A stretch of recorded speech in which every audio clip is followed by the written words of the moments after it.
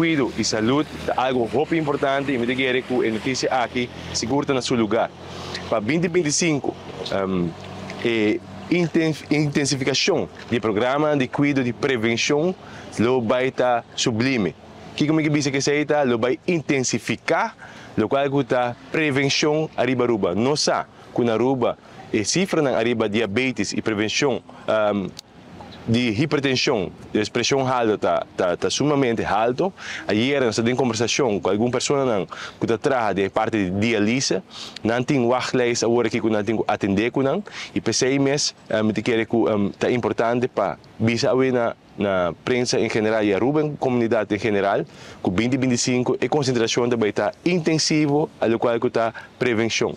De como isso aqui é muito importante, porque isso aqui vai ajudar também no long run para nós por baixar, o qual está o gasto também de cuidado médico.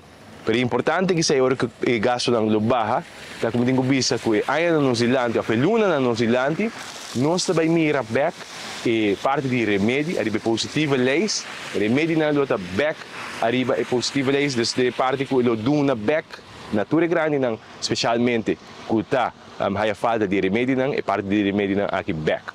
É importante para ver se cultura está com maleza crônico. Hobby biano, está explica isso aqui na doctor ou na especialista para nota isso aqui para hora que vai botica para por high remédio não aqui. Sin embargo, é outro remédio não que estava tendo dificuldade com não para por receber não isso aqui não você escuta hobby de reclamo não aqui da comunidade e essa tem viajar com a da imprensa isso aqui vai guardar solucionar dengan lula Zelândia e me diga que isso aqui é boa notícia para todos não que usa remédio não de maneira crônica o problema aqui tem uma solução né e me dizer que é importante para nos notificar isso aqui na comunidade em geral a temática aqui de remédio.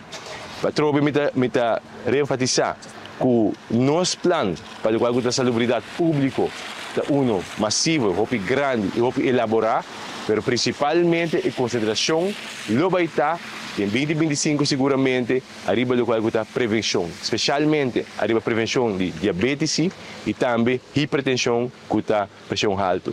Desde aqui não me quer chamar danke. Natureza estão com trabalhando para o tempo. Arriba o programa aqui, que vai estar em 2025. E chama danke também no grupo que estava brincando para remédio aqui por baixo, arriba lista back, para ser nos cidadãos por receber remédio na back e sem problema e sem pago.